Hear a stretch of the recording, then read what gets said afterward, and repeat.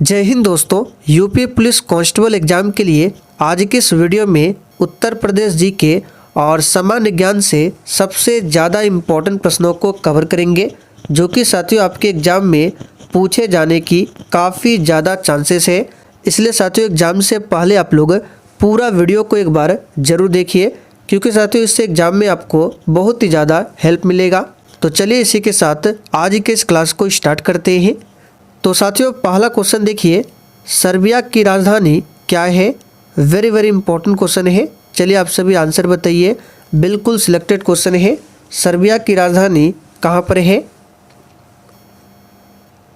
तो साथियों यहाँ पर इस क्वेश्चन का सही जवाब है बी ऑप्शन, बेलग्रेड। याद रखिएगा, जिन्होंने यहाँ पर बी ऑप्शन दिया है आपका बिल्कुल सही जवाब है।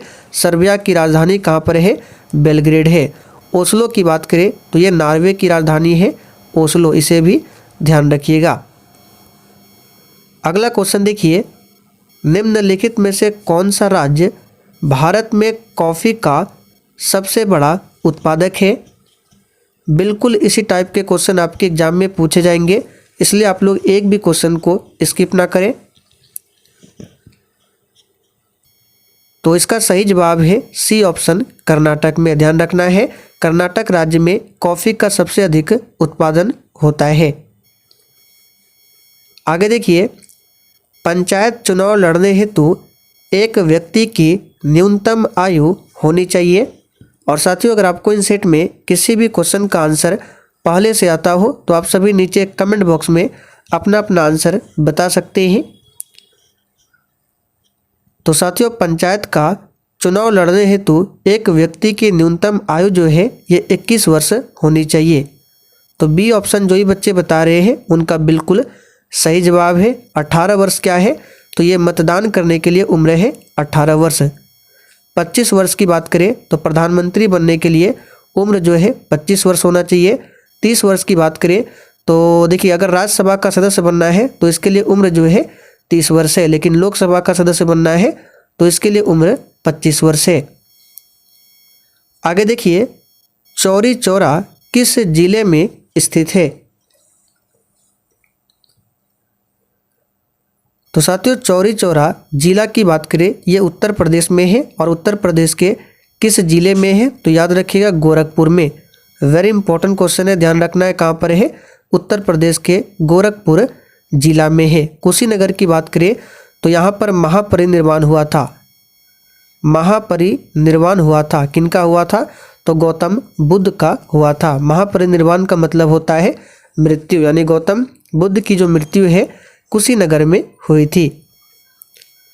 आगे देखिए, रविंद्रनाथ टैगोर ने भारत के राष्ट्रीय गान के अलावा किस एक और देश का राष्ट्रीय गान लिखा? तो साथियों इसका सही जवाब है बांग्लादेश का राष्ट्रीय गान लिखा है। नाम क्या है? तो अमार सोनार बांग्ला। ध्यान रखना है, अमार सोनार बांग्ला ये बांग्लादेश का राष्ट्रीय गान है। और भारत का राष्ट्रीय गान क्या है? जन गण मन। रविंद्रनाथ टैगोर की बात करें तो सबसे पहले इनको साहित्य के क्षेत्र में 1913 में नोबेल पुरस्कार दिया गया था। आगे देखिए, गुप्तकालीन दशावतार मंदिर कहाँ पर प्राप्त हुआ था? चलिए इस क्वेश्चन पर आप सभी डबल ट्रिपल स्टार मार्क कर लीजिए। उत्तर प्रदेश से संबंधित क्वेश्चन है, एग्जाम में यह क्वेश्चन आने की काफ़ी ज़्यादा चांसेस है। तो साथियों गुप्तकालीन दशावतार मंदिर ये प्राप्त हुआ है देवगढ़ में। तो डी ऑप्शन यहाँ पर आपका सही जवाब है, देवगढ़ में।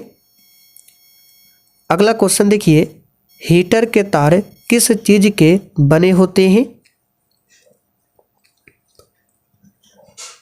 काफ़ी आसान क्वेश्चन है। हीटर का जो तार होता है वो नाइक्रोम का बना होता है। यहाँ पर पहला ऑप्शन आपका सही जवाब है, नाइक्रोम। आगे देखिए, भूया व बुनिया नामक जनजाति किस राज्य के किस जिले में निवास करती है? चलिए उत्तर प्रदेश सामान्य ज्ञान का क्वेश्चन है, इसे याद रखिएगा। तो साथियों भूया और बुनिया नामक जनजाति जो है उत्तर प्रदेश के किस जिले में निवास करती है? तो याद रखिएगा सोनभद्र डिस्ट्रिक्ट में। यहाँ पर बी ऑप्शन आपका सही जवाब है, सोनभद्र डिस्ट्रिक्ट में। इस पर आप सभी स्टार मार्क कर लीजिए। आगे देखिए, लोहे पर जंग लगने से उसका भार क्या होता है? तो साथियों, लोहे पर जंग लगने से उसका भार बढ़ता है। यहाँ पर पहला ऑप्शन आपका सही जवाब है, बढ़ता है।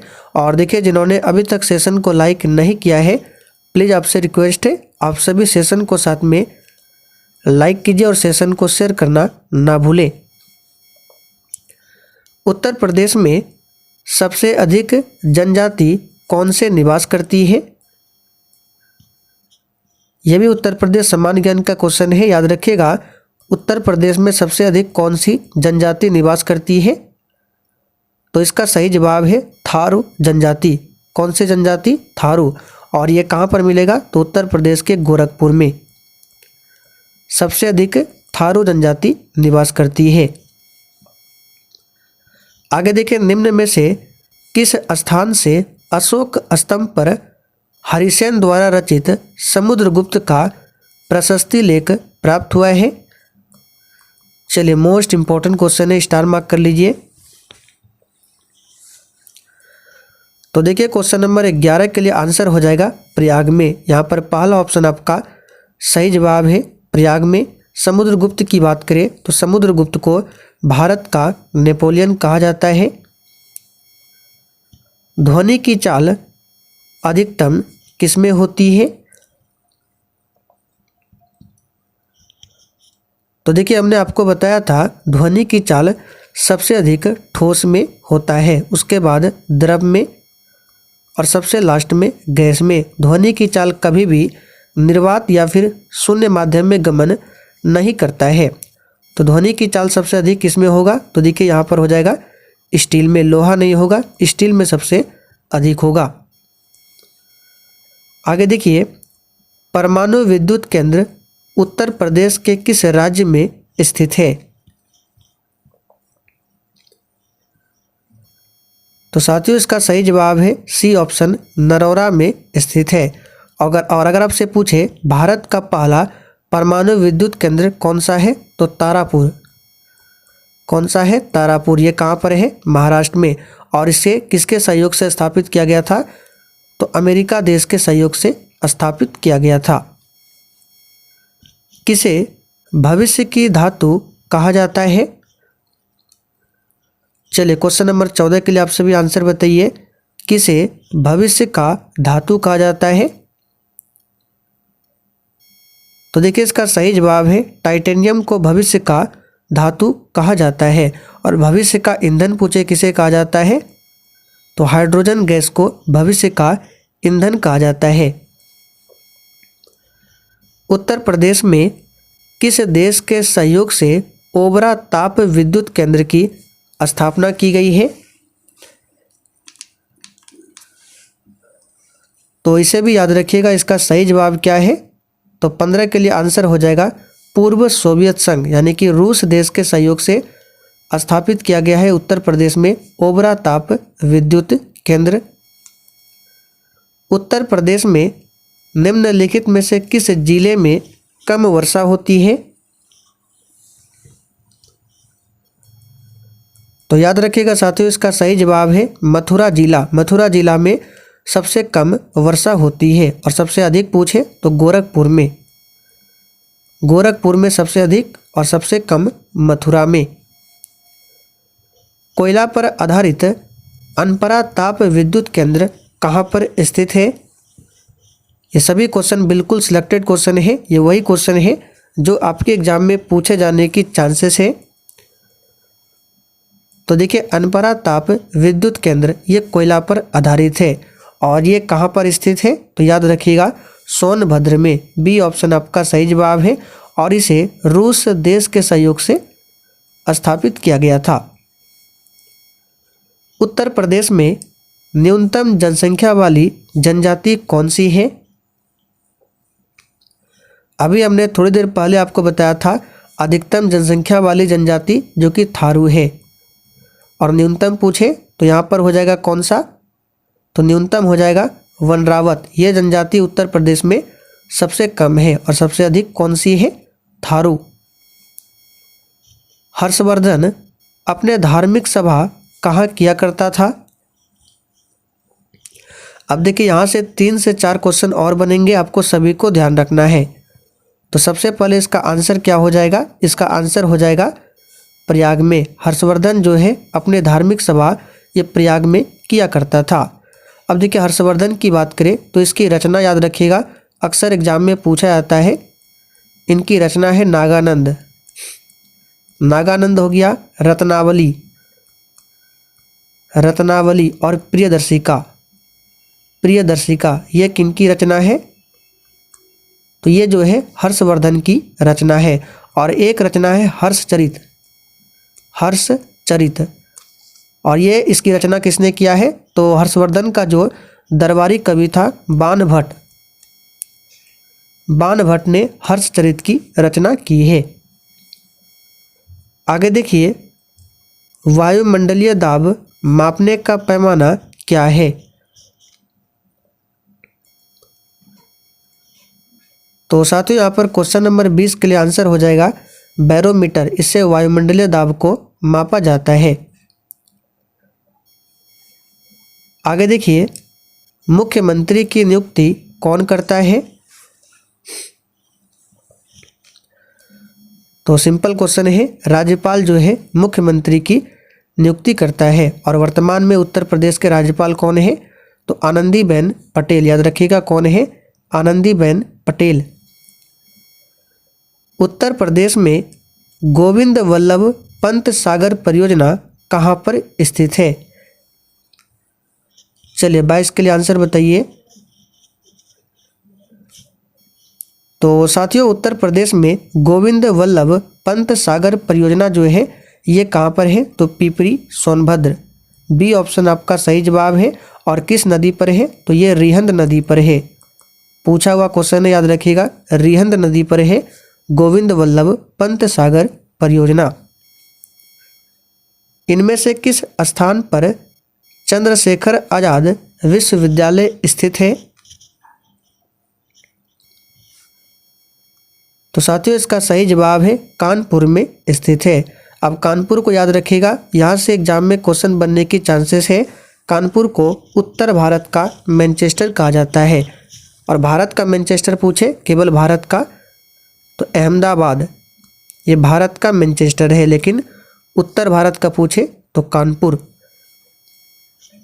महात्मा बुद्ध को महापरिनिर्वाण किस स्थान पर हुआ था?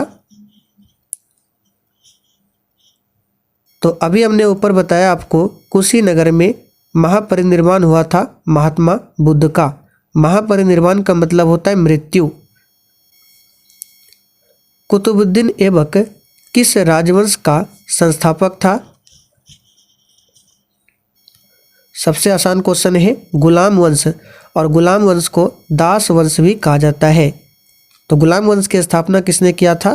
तो 1206 में कुतुबुद्दीन ऐबक ने। उत्तर प्रदेश के जिले का सबसे बड़ा अधिकारी क्या कहलाता है? तो साथियों उत्तर प्रदेश के जिले का सबसे बड़ा अधिकारी जो है जिलाधीश कहलाता है। यहाँ पर पहला ऑप्शन आपका सही जवाब है, जिलाधीश। वायुमंडलीय सापेक्ष आर्द्रता को मापने के लिए उपयोग किया जाने वाला उपकरण कौन सा होता है? तो ध्यान दीजिए, यहाँ पे सापेक्ष आर्द्रता कहा गया है। इसका सही जवाब क्या होगा? तो इसका सही जवाब है हाइग्रोमीटर का इस्तेमाल होता है। लैक्टोमीटर का इस्तेमाल दूध की शुद्धता को मापने के लिए किया जाता है। उत्तर प्रदेश का कौन सा लोक नृत्य गुजरात के दांडिया नृत्य जैसा है? तो साथियों उत्तर प्रदेश में एक लोक नृत्य है पाई डंडा, जो कि गुजरात के दांडिया नृत्य के समान है। उत्तर प्रदेश पुलिस के चिन्ह में कौन सा जानवर का चित्र है? तो देखिए उत्तर प्रदेश का जो लोगो है तो उसमें बताना है कौन सा जानवर का चित्र दिया हुआ है। तो उसमें मछली का चित्र दिया हुआ है। और उत्तर प्रदेश पुलिस का हेडक्वार्टर पूछे कहाँ पर है, तो प्रयागराज में। कहाँ पर है, प्रयागराज में यूपी पुलिस का हेडक्वार्टर है। आज का आखिरी क्वेश्चन है, उत्तर प्रदेश पुलिस के आधिकारिक ध्वज में 2 रंग होते हैं, लाल और दूसरा कौन सा होता है। तो याद रखिएगा इसका सही जवाब है बी ऑप्शन, नीला। तो चलिए साथियों, आज के लिए इतना ही। अब आप लोग कमेंट करके बता दीजिए आपने आज के इस 30 क्वेश्चन में कितने क्वेश्चन के सही सही आंसर दिए हैं। और सेशन पसंद आया हो तो सेशन को लाइक और शेयर जरूर करना है।